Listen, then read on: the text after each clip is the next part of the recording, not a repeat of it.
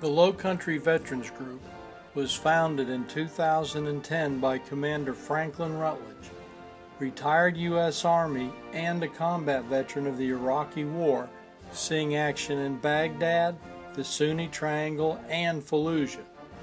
His unit provided transportation and security for special forces, as well as carrying supplies to combat zones. Over the past 4 years, the Low Country veterans have grown from a few veterans to over 150 members from all over South Carolina.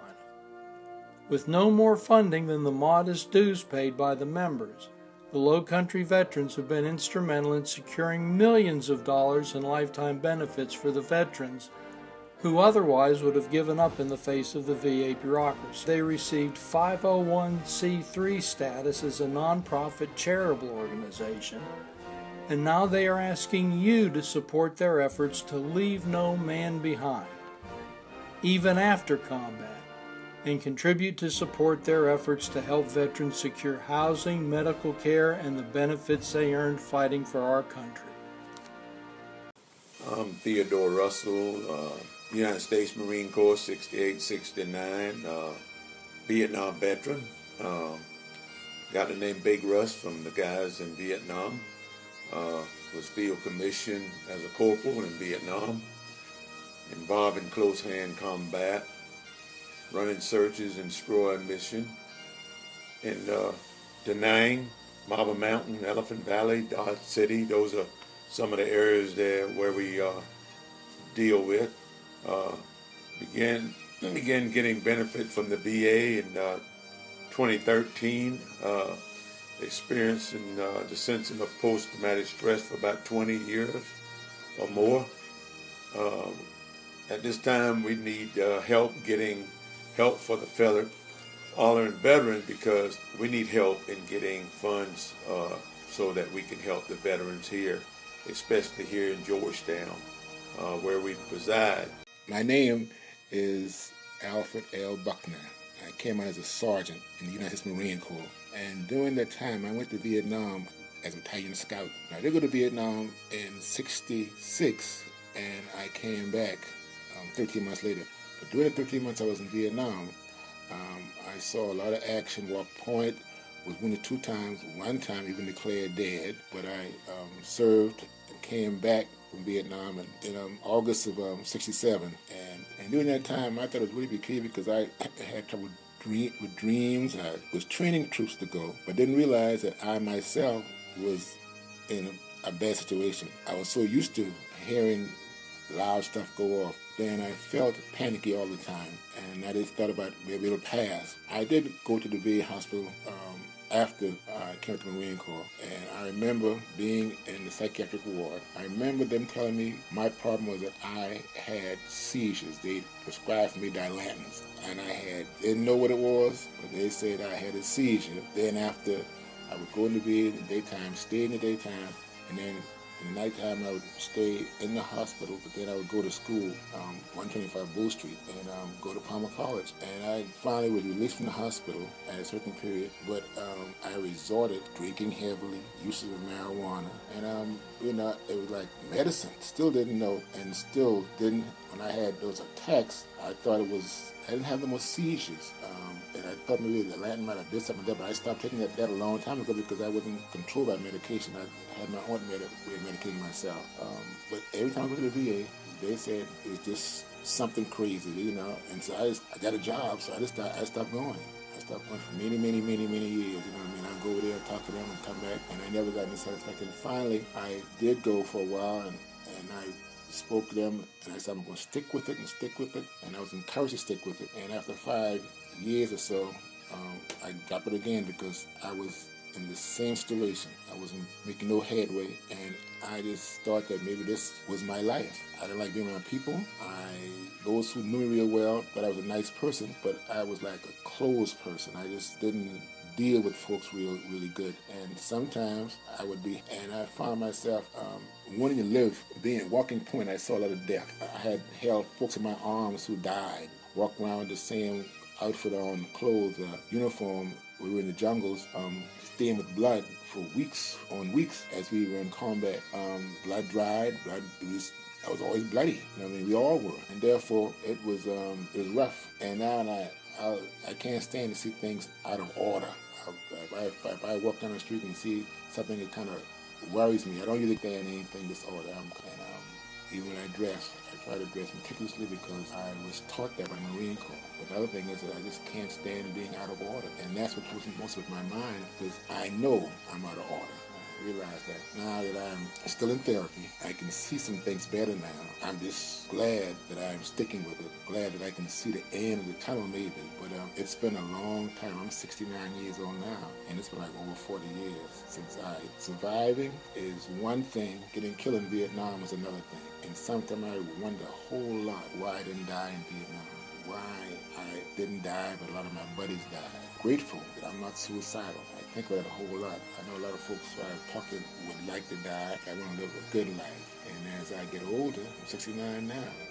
Another month or so, I'll be 69 years old. So I believe that something will happen for me good. I'm thankful to my doctors, Dr. Harry Scanlon. He's been very, very good in working with me. I had traumatic experiences at the VA. I wanted to make me relive everything over and over and over again. I would help close my eyes, and then I would go back into Vietnam. I had a smell where I was at. I wanted to leave the place, not go back. And after a while and by, they said that worked for me, but it didn't, because the dreams kept on. I still couldn't stand to see stuff on TV. I had planes fly over, a helicopter, still get trouble. I lived downtown for a long time, and every now and then, by the Citadel, helicopters would come over going to the MUSC or someplace, and I would come outside to see it and tremble.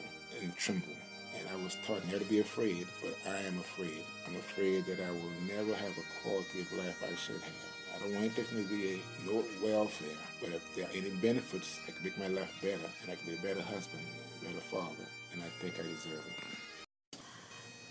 Hi, I'm Franklin Rutledge, United States Army retired, top sergeant. I've seen action in Iraq and seen a lot of personal injury.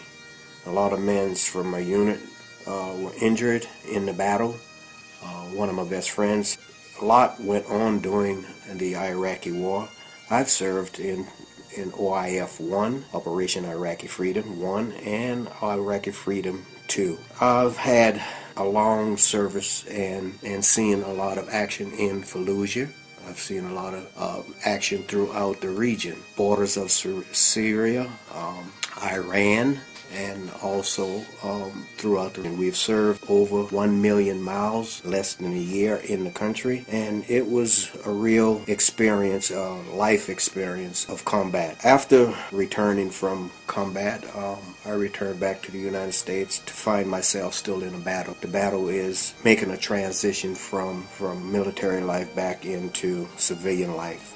Dealing with the VA, good transition. I've had some good times and I've had some bad times with the VA, but overall I still find myself in a battle with the VA when it comes down to treatment. The problem that I find with the VA at this time, they don't do a real good follow-up in supporting the soldiers in their injury. For an example, I came out of combat with shoulder injuries, 2 knee injuries, lower back injuries, tremors, and PTSD. Now, after 7 years of battling with these conditions, I am still not seeing VA's representative to help me with these problems. I am thankful that I do seek outside care and has been really helpful to me, but I believe what the VA should do, should step up their game and give more support to the veterans. Don't just leave them out there. They need